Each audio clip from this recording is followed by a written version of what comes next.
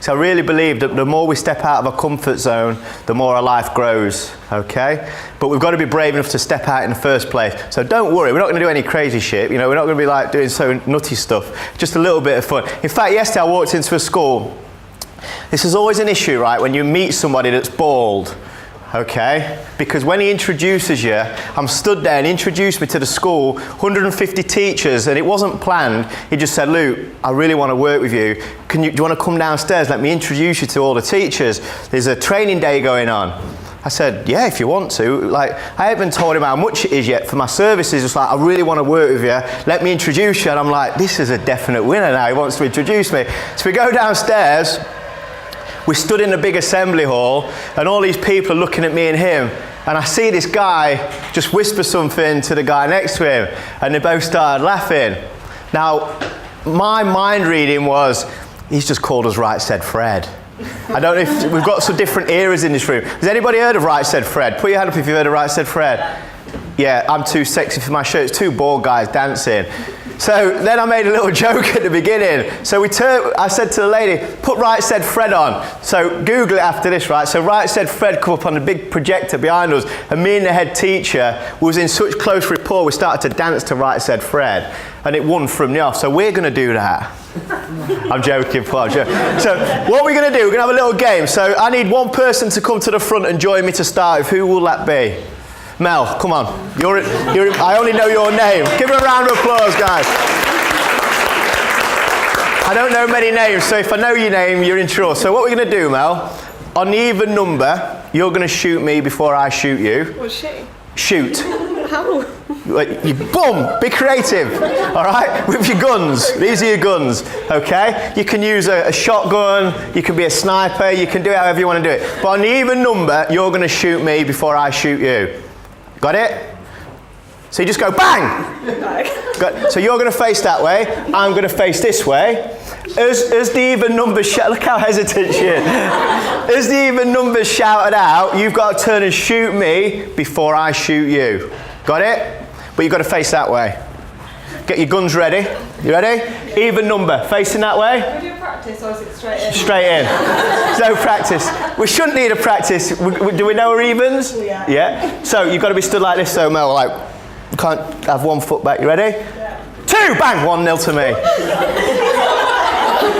You know it's coming. How? Because you're going to say it. Oh, it's a good point. It is a good point. I'll count. Okay. I did this at Blackburn Rovers Football Club. I got to 27-0. And the players going, how are you beating me? He was furious. He's like, you're double my age. I'm just fast. So what we'll do is somebody from that side, what's your name? Tom. Tom, you're going to shout the even number to make it fair. So you ready? Mel, just come out of the way of that pole. I don't want you to smash yourself. Even number, she's got a turn. But Mel, you've got to be like this. Jumping. Got to be turn, shoot me. You ready? Even number. You can shout odd numbers, Tom, even numbers, but you're not allowed to look at him, Mel.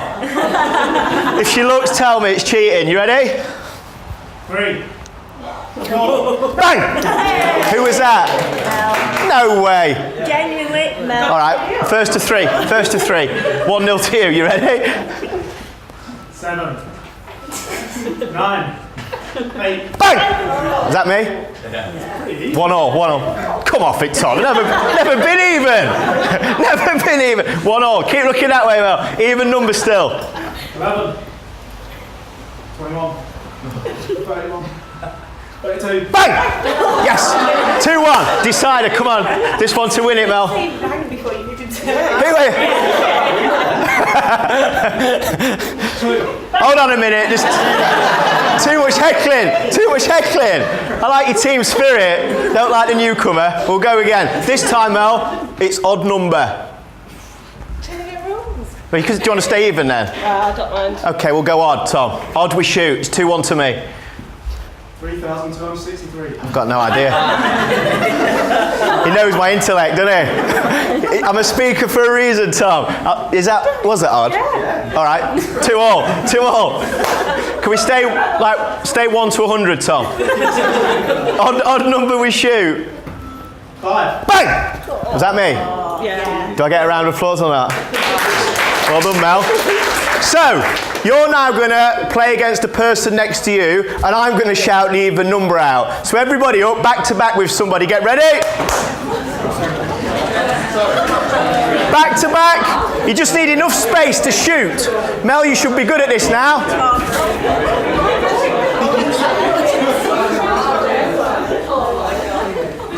So, even number. We got one spare. Ricky, got a spare one here. Even number you shoot. Get ready. You got a spare now, sorry. Oh, sorry, Ricky, you're out. I was chilling over that. Okay, get ready. Even number. Even number you shoot. Remember what I said to you at the beginning, okay? All I want you to do is give me 30 minutes of your best. 30 minutes. 30 minutes. There we go. Crikey. Wow. Wow. Hey, you're a bit sharp today, guys. You're a bit sharp. I think there was only 2 people in the room. There we go. Oh, come on. Even number you shoot. Okay? Just let me tell you this while you're all getting ready. So, by the way, get your guns ready. Get your knees bent like you really want to win. You ready? So, even number. So, as I was driving here today, I was meant to be sharp, but that's the word, T-O, not the number. If I'd have said the number 2, I would say... Come on, girls! So as I was driving here today, I said to Lindsay in the car, I said, we're meant to be there at 11, but we're not going to...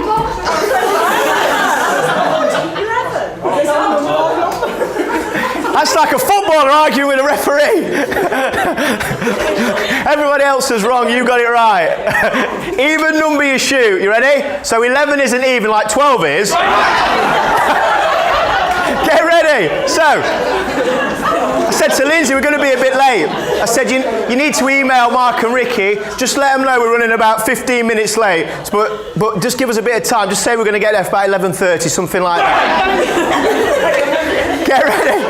Okay, you're getting sharper now, guys. You're getting sharper. So as we pulled into the service station, I walked into Starbucks. I said to the guy, I need some water. I said, I just need some water. He went, we've got a special offer today. I said, what do you mean? He said, well, you can buy a biscuit, a coffee, and you can get a drink as well. I said, I only want a bottle of water. He said, well, if you buy 2, you get 1 free. Oh, Paul's gone. Daydreaming out the window, Paul. It's like looking outside. Last one, winner takes all. Last one, winner takes all. Come on, I'm looking for the fastest 2 in the room. Give yourselves a round of applause, guys. Well done. Okay, just before we sit down, don't sit down. We spent too much time sitting down, so I just wanted to stay stood up. All I want you to do is just put your hands on the shoulders of the person in front of you. Not round the neck. Okay, then just try and link it up. Try and link it up as best you can. That's it. Go on, Ricky. So I'll go in here. Okay, and just give your partner a nice massage into the shoulders. Off you go. Nice and deep. A little bit harder, please. A little bit harder. That's it. Watch them hands around Ricky's throat, Ricky. Nice and deep into the shoulders. A little bit harder, please. A little bit harder.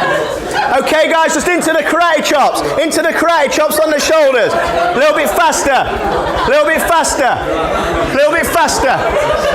Faster, faster, faster, faster. And just work down the back. Work down. Don't go too low. Just work down the back. Down the spine. Work it, work it. And turn and face the other way. Repay the compliment. Into the shoulder massage. Let's go. Get nice and deep. Nice and deep.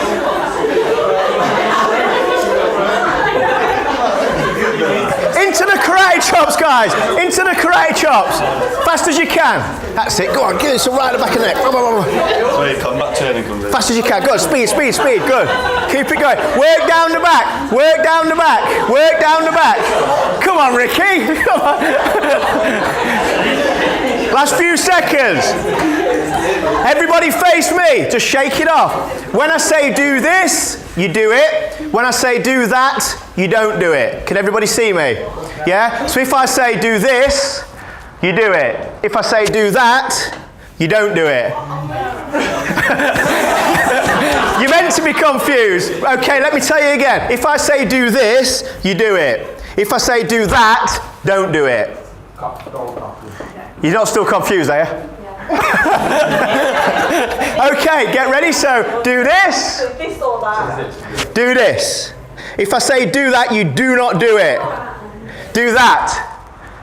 Tom, you don't do it, Tom. Okay? So this is version 1. This is primary school level I'm at the moment. All right? So do this, do this, do this, do this, do this, do that. You don't do it. Do this, do this, do this, do that. When you're there, it's hard. Do that. Do this, and just shake it off. I didn't say do this, I got everybody out there, I think, didn't I? Do this or do that, got to stay switched on. Do that. Do this. Okay, when I say blue, you do it, red, you don't as well. Ricky and Mark, you've heard this a million times, you should remember this. Blue, you do it, red, you don't. Blue, red. You've got to move somewhere, Paul. Blue, blue, red. You don't move, Paul. You don't move, okay? Blue, blue, do this. We're still playing that game as well, yeah? Do this, blue. Good. When I say 1, you do it, 2, you don't as well. Got it? 1, you do it, 2, you don't. So 2, you don't do it. Oh, shit! Do this, do this, do this, blue, blue, red. Do this, blue, blue, blue. Paul's finally moving, I love it, mate. Do this, do that. Do this, do this, do this, blue, blue, 1, 1, 1, 1, 1, 1, 2, blue. Okay, I'm looking for a winner now, get ready. So if you do make a mistake, take a seat. People are like, thank God for that, I'll make a mistake. Get ready, do this, do that. Mel, I'll take that Twitch, Mel. Do this, do this, do this, do that. Do this, blue, blue, red, red, red, blue, blue. I love it when people look at me like, did he see me move there? And they go like this. My little girl's 6, when we play hide and seek, she stands there like this. Because she can't see me, she thinks I can't see you. Do that. I'll take that one, got you. Do this, blue, blue, red, red, blue, blue, 1, 2, yes, yes. Do this, do that. You did well, say he was confused at the beginning. Do this, red, red, blue, blue, 1, 1, red, blue, blue, blue, blue, red, 2.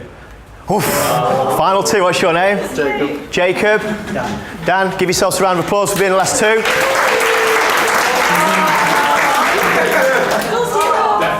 Did I say do this? Get ready, you 2. I'll give you a chance. You ready? Do this. Do that. Do this. Do this. Do this. Brilliant, boys. Do that. Wow. Do that. Give a round of applause, guys. Well done.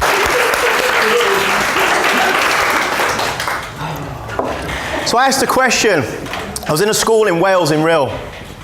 I've worked with 20,000 young people over the last 3.5 years, from 4 years of age up to 21 years of age in school, on a program called Inspiring the Next Generation. And I walk into this school, there's 550 students in this big auditorium in Wales. And I stood there and I said, who would you bet on, guys, in this room, that if you had to give me £10, for the rest of your life and their life, you'll receive 50% of everything they earn, all their academic achievements, all their professional qualifications, you'll get for free just by betting on the right person. Who would you bet on? So I did a countdown from 10 to 0, and all these kids are pointing all over the room, right? They're pointing everywhere. So this guy's pointing at this other guy. I said, sorry, the guy was pointing at a girl. I said to the guy, who are you betting on? He said, I'm betting on my mate there. I says, why? He said, her dad's absolutely minted, Luke. I'm like, I like your style, but I want to know about the person you would bet on, about their characteristics.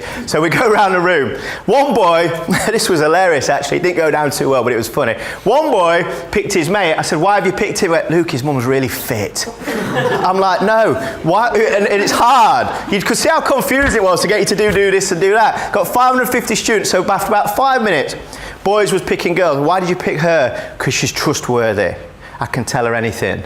The girl would pick a mate next to her. Why have you picked her? Because she's so honest. She tells you the truth all the time. The boy picks his mate next to him. Bearing in mind, it's hard to get people to open up. The boy picks the boy next to him. Why have you picked him? Because I just know he's there for me when I need him. The next girl picks the boy. Why have you picked him? I've known him since primary school and he's just such a nice guy. Why have you picked her? She's always on time and she works so hard. Why have you picked him? He's dedicated. Why is he dedicated? He just puts 100% effort into everything that he does. And all these characteristics was flying around the room and I'm thinking, wow, that's magnificent. Nobody said intelligence, nobody said qualifications. It was all about the person within. What I'd noticed as I was about to deliver this assembly, a young boy had walked in and sat at the front. As he sat down, everybody was already in this big auditorium. And as he sits down, everybody starts to move away from him. One by one, people moved away. This little boy, he was sat there, bushy blonde hair, and he had a scar from his head to his ear, to his neck, into his chest. And everybody moved away. And I saw this and I felt, I've got children, I'm thinking, oh, if that was my child, how would you feel to be that boy? Everyone moved away from him. And he just sat there staring at me. And as I noticed that, I started to look at him. And I can see a story behind the eyes. His school tie ripped open, shirt all ripped, school trousers halfway up his shins, lace of his shoes all pulled apart. So everybody in the room was pointing at somebody else. 550 people. There was one person that was betting on themselves. Guess who it was? The little boy. He sat at the front like this, pointing at himself. So I look across to this little boy and I say, what's your name, son? He goes, Michael. I said, who do you bet on, Michael? He goes, myself, Luke. Guess what everybody does? Laughs. Everybody laughs. And he just stayed like this. Everybody laughs. I said, come to the front, son. And he comes. First time I felt pretty tall in the school. He was year 7, and he was about here, and his blonde hair took him to here, so he was still pretty even. And he stands next to me. I give him the microphone. As he got the microphone, he stands here. I heard a few boys over here, and one of the boys said to the other boy, as if you'd bet on yourself if you look like that. And I hear these words. And little Michael's just stood on his own, no friends, gets the microphone. I said, Michael, why did you bet on yourself? And he stands there and honestly, unbelievably just goes, Luke, why wouldn't I bet on myself? Because when I look in the mirror, I'm the man that I see. And wherever I go, my shadow follows me. So why wouldn't I bet on myself? All of a sudden, the laughter did what? Subside, disappeared. He won about 15 girlfriends just like that. He passes them in my mic and I'm like, where does that come from? So the little boy walks back to his seat on his own. After it's done, they all walk out. Thanks, Luke. Walks off. At the end of the day, I said to the teacher, what's his story? I said, people don't come out. Adults don't bet on themselves. Never mind children at that age. And he's pointing at himself. Everybody's laughing at him. He stepped out of his comfort zone. Everybody laughed. He didn't change his mind. He stuck to what he believed was true. So at the end of the day, I said to the teacher, what's his story? And this guy, the teacher, Mr. Howson, started to get tears in his eyes. He said, I can't talk about it. He walks off. And nobody knew Michael's story. Nobody knew his story. The lady teacher comes in. She said, Luke, can I have a minute? She started to tell me what had happened to him. When he was 9 years of age, he was 12 at this point. When he was 9, his family had a house fire. And his mum, his dad, his little brother, his little sister was all killed in the house fire. His elder brother dragged him out of the fire, on fire, took his own clothes off and wrapped him up to put him out from burning to death. But nobody knew his story. So I said to the lady, can I meet Michael at the end of the day? I'd like to speak to him. She said, I'm sure he will. End of the day, he walks in. Hello, Luke. Like a little old man, he walks in. Hello, Luke. And he sits down, he leans across the table like that, and I'm leaning across the table. I said, Michael, firstly, I just want to say, wow, like your speech was amazing. I said, you're way better than me. He went, thanks, Luke. I said, can I just ask you a question? I said, where does that come from? Because I've just heard your story, which I'm so sorry to hear about. It's all right, Luke. I said, where does it come from though, Michael? Where does it come from to stand in front of 549 people and say that? He says, Luke, he said, my mum used to say one thing to me before I went to school every day. As I used to walk out the door, she used to say one thing. She used to say, Michael, just give the day everything you've got. Give the day everything that you've got, son. And she used to give me a kiss and off I went to school. He said, so every day now, Luke, I look in the mirror and I say it to myself. Just give the day everything you've got, son. Give the day everything you've got. I'm like, and I'm trying to be the typical Englishman. I'm not going to cry at this. I'm trying to hold the tears back, trying to think of something different. I'm like, Michael, thank you so much. I said, do you know what? I said, you're going to go on to have a great life. And he goes, I hope so, Luke, because I'm living for 4 other people as well.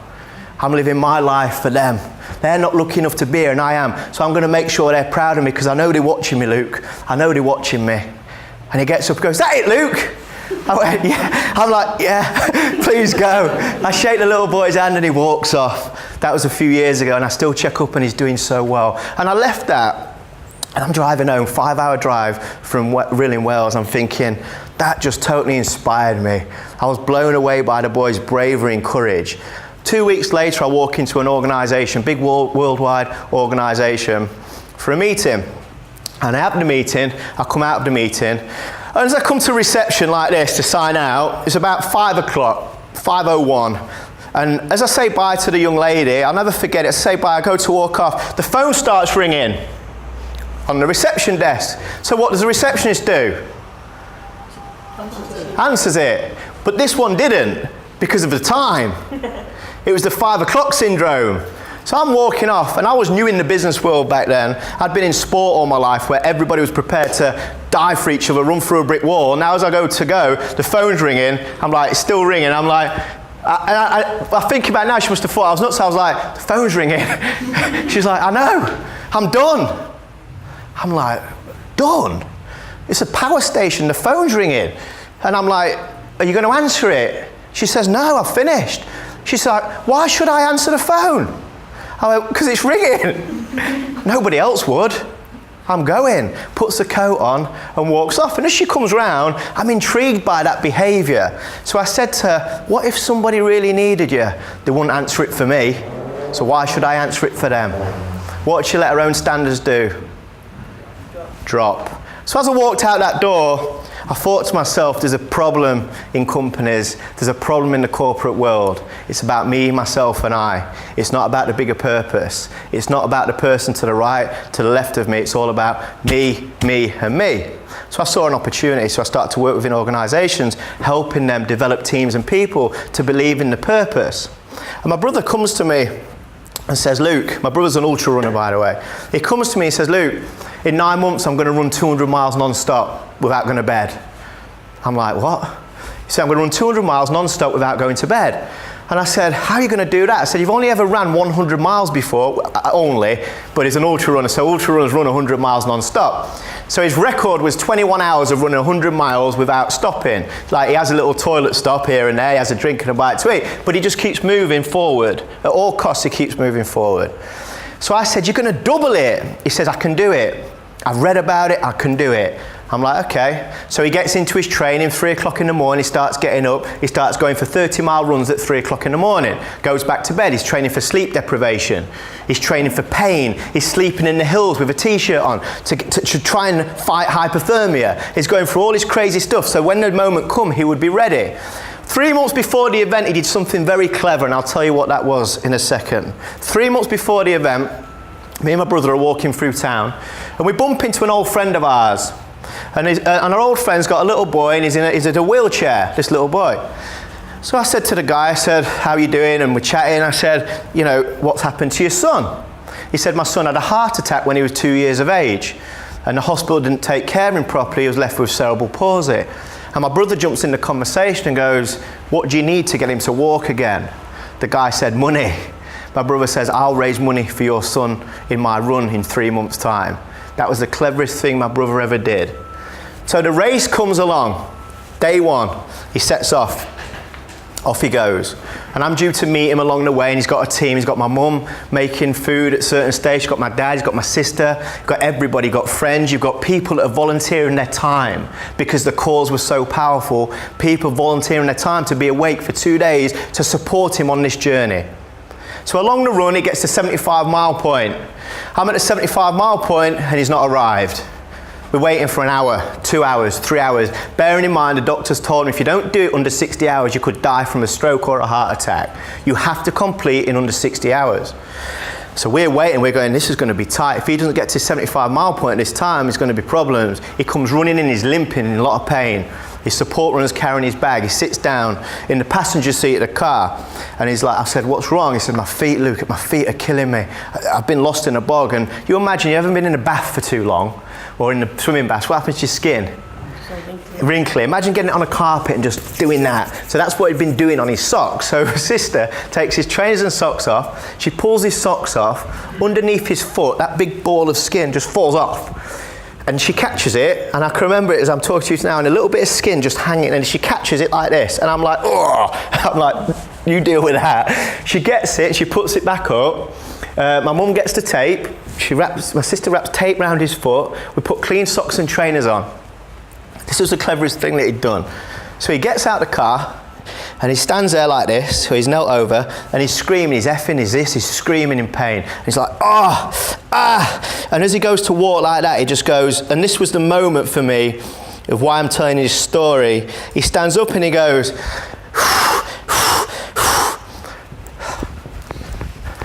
and he just jogs on and he just moves forward. At all costs, he just keeps moving forward.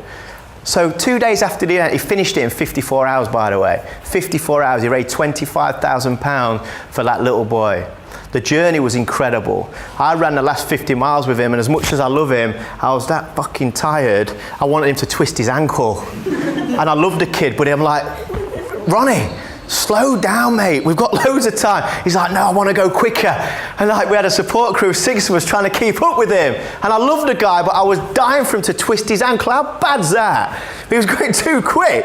So he did it in 54 hours, and I was that slow, I didn't get to any of the photographs at the end. So in the local paper, it's got my brother and all the boys, and like, I'm on the top of the hill still coming down. Like, it was embarrassing, but 50 miles was a long way when you weren't fit.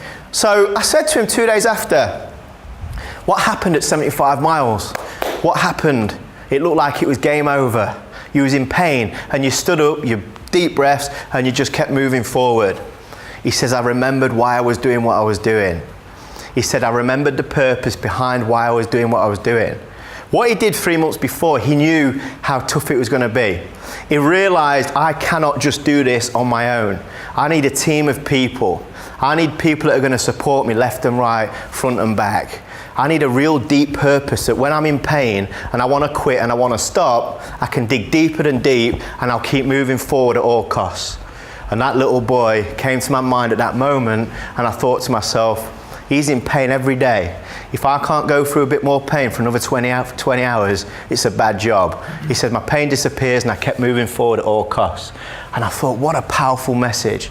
So then when I thought back to the receptionist not answering the phone, I'm like, you've got Michael that's got no mum and dad, that's now adopted by the brother that saved him, that looks after him, that gets up every morning, looks in the mirror and goes, I'm going to give everything I've got today.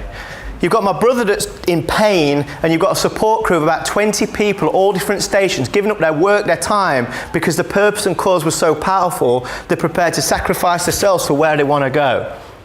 And then you've got the receptionist that the phone's ringing at 5:01, and she's like, I'm done. And at first I thought, what a bad member of staff. I was like, she needs sacking. That was my mind. But it wasn't her. Who was it? The company. Why? As a company, you need to give as a company, you need to support having that collaborative environment, don't you? And encourage people to be there for each other. Correct. So I blamed her at first, but it wasn't her. What was it? It begins with C. It was the what of the company? Culture. Brilliant. It was the culture of the company.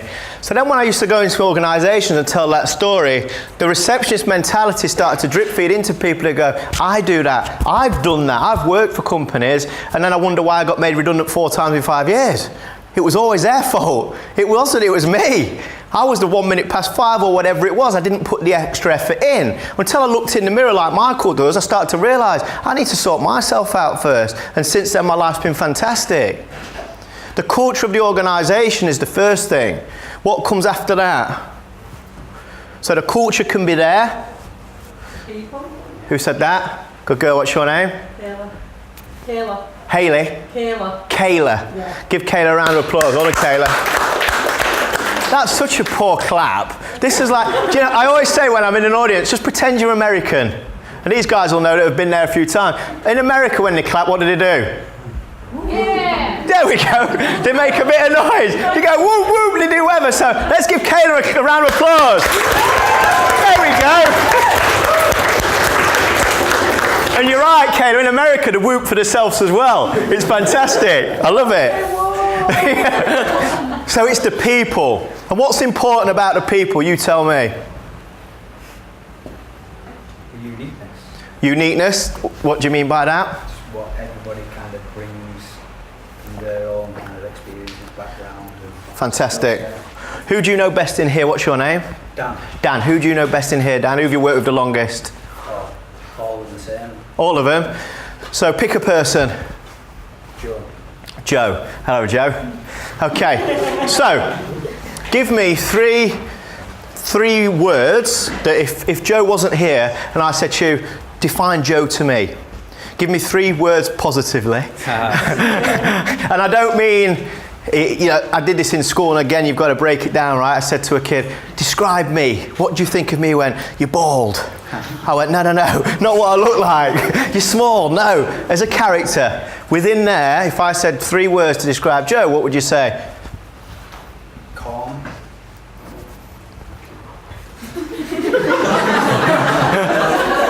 Calm. Probably thoroughness, maybe. Thoroughness. Thinks about things. Yeah. Empathy as well. Empathy. Well, empathetic. What do you mean by that, So Dan? he'll take other people's feelings into consideration and potentially, think about the repercussions before he acts on it. So rather than kind of jump into do something, he'll take a step back, think about it, see how that person might be affected by what he's about to say, and then kind of maybe angle it slightly differently so it gets the best outcome probably. Which is a great skill and a great quality. Did you know that he thought that? You're surprised, Joe. I'll pay you later, yeah. Did you know that he thought that of you, Joe? No idea. Isn't it amazing? How long have you worked with each other? Not too long. 2 months. So 2 months' time, he's already thought that about you. Calm, thoughtfulness, thoroughness, and empathetic. Already seen that. Joe doesn't walk around with a t-shirt that says that, does he? What shows it? Action. Character actions, okay? Well done. Give them 2 round of applause. Well done, guys.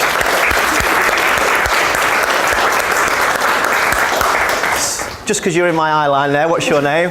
Natalie. Natalie. So you picked someone in here, Natalie, someone that you work with regular. She's like, who do I like? Who do I like? Who do I like? Danielle. Where's Danielle? Okay, Danielle. Same thing, Natalie. 3 words that if Natalie wasn't here, Danielle wasn't here, and I said, what defines her? What would you say? She's helpful. Yeah. I'm scared what you She's a good listener. Yeah. Explain what you mean by that. Like she's always there to talk to when you need anything for yourself or work. She'll always listen to your problem and help you solve it. Brilliant. So what do you think? Everyone's looking at it, it's all right. One more, Natalie. She's dedicated. She's dedicated. What does dedication mean? What is that? She wants to do her job well and make sure that it's done well for everyone else and for the company. And she's always trying to improve. She's always trying to improve. Tell me what you see that tells you that. She always comes up with new ideas for what she does. Tries to get everyone involved so that it works. Fantastic. Did you know that she thought that of you? Did you know that that would be said of you if I'd asked someone in this room? You'd hope. We'd hope that. But isn't it amazing though, right? My point is that we never know what other people see because we never tell anybody, because Dan wouldn't tell Joe that because Joe would be like, are you all right? You okay? Because especially the English culture now, when I worked in America, it was the opposite. I love you, man! I love you, man! And it'd be hugging in the room, it was amazing. Where in England, it's like, he's all right. Makes sense. But when we develop that culture of togetherness that we're comfortable to say to somebody else, I really respect what you did there. It doesn't mean you're giving them a gift and all that kind of stuff. That's nice. But what really means something to me more powerful than that is the words that you deliver to another, the gratitude that you show, the way that you communicate with each other, and you're not looking at your computer when someone's telling you something. You're like, yeah, what? You don't hear them. My son says to me, I said, son, am I a good dad? He went, sometimes. What? He went, well, sometimes you don't even listen to me, Dad. I was actually in my car. He's 9, he's there. My little 6-year-old chirped in then.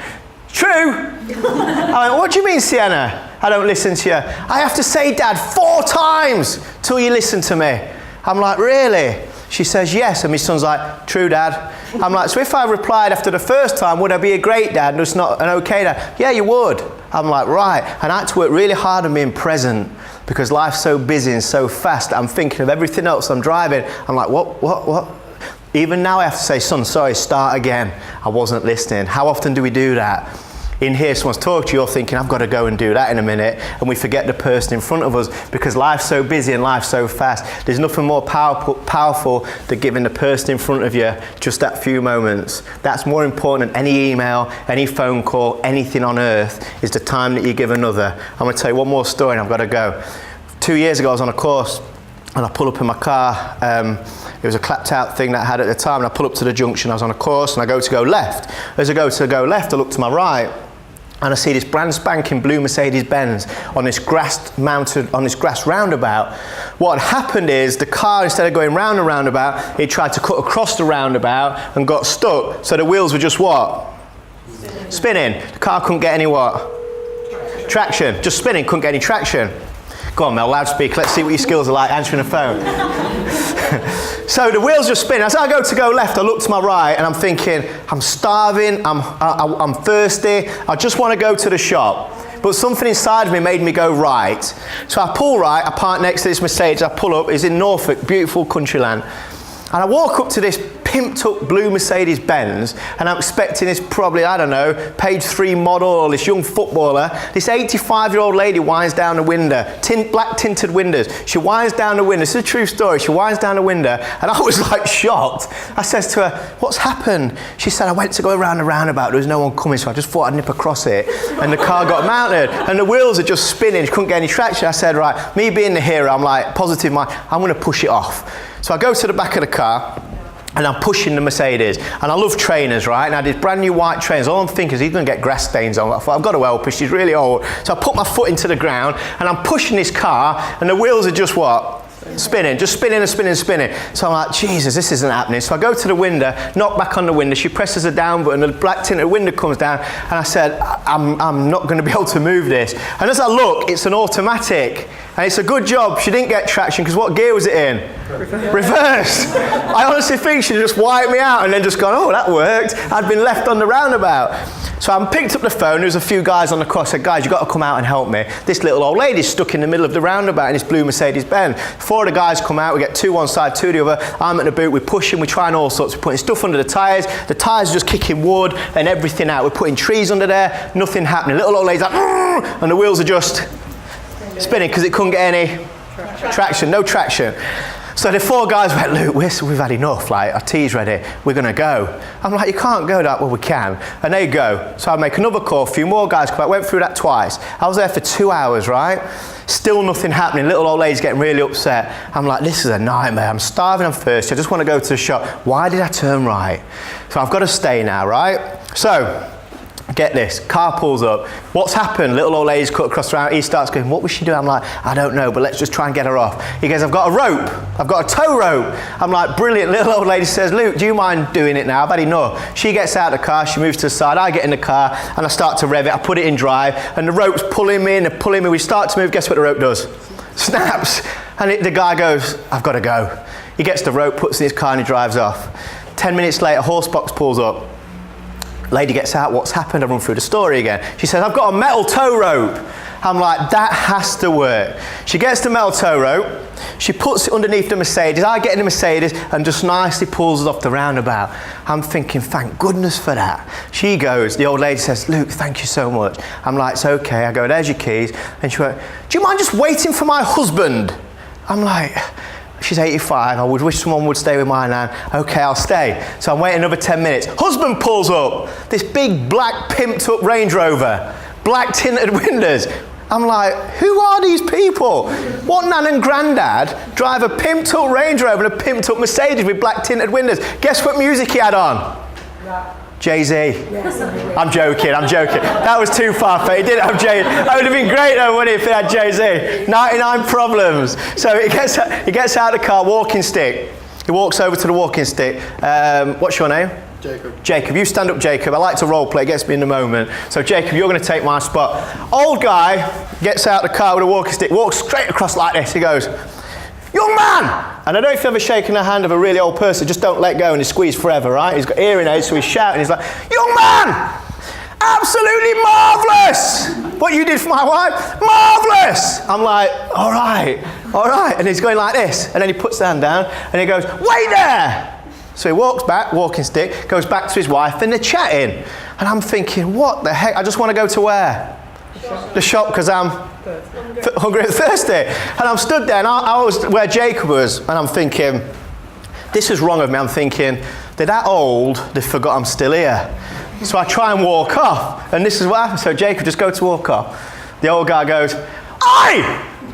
Wait there 1 moment, please." I'm like, okay. So I stand there and he comes back across like this.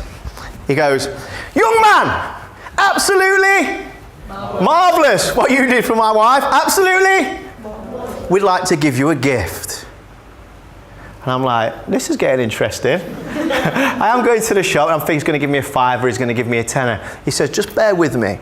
He walks back to his wife. It's a true story, guys. Walks back to his wife. And he's having this conversation. Ricky and Mark haven't heard this story, have you? Walks back to his wife, he comes back, and he goes, young man, absolutely. What you do for my wife, we would like to give you a gift. And he opens my hand. Bearing in mind, this is a brand new Mercedes. He puts the keys in my hand, and he closes my hand, and he goes, thank you, young man, thank you. So I'm like, he gets like this, goes back to his pimped up Land Rover. Windows. Tinted. What music? Jay-Z. He gets in the car and he drives off and he stops. Little old lady winds the window down and she goes, cheerio! And they drive off. And they go down this lane, right? And I'm stood where Jacob stood.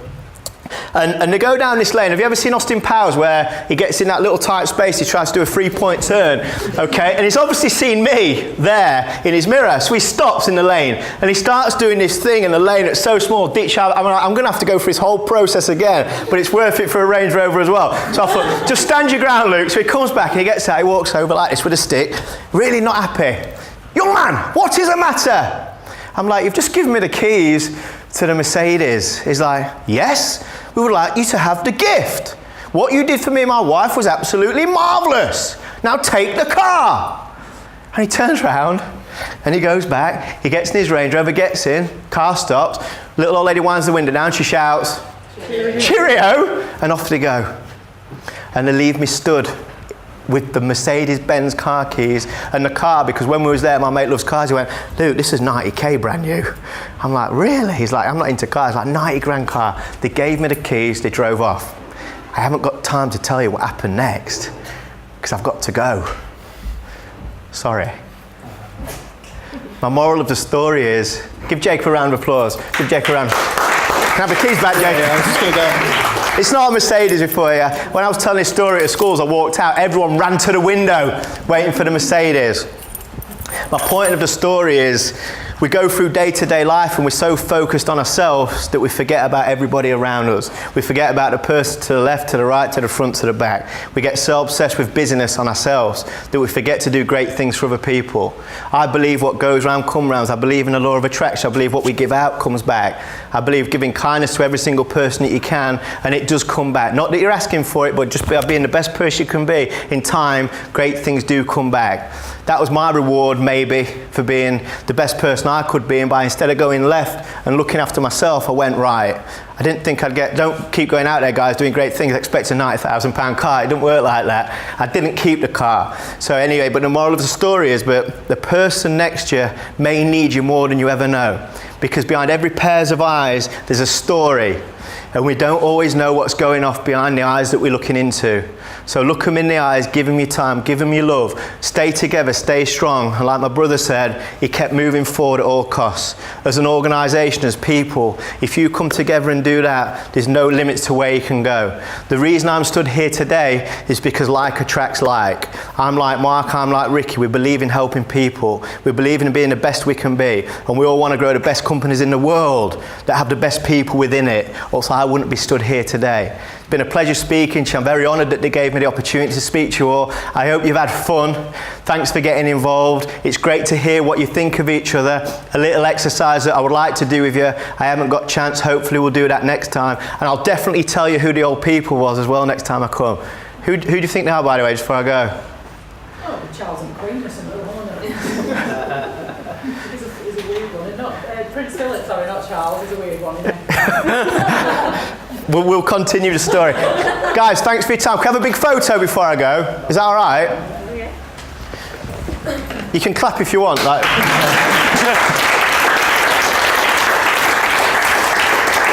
Let's have a massive selfie then. So if everyone piles in the middle, or don't pile in the middle, just come to the middle.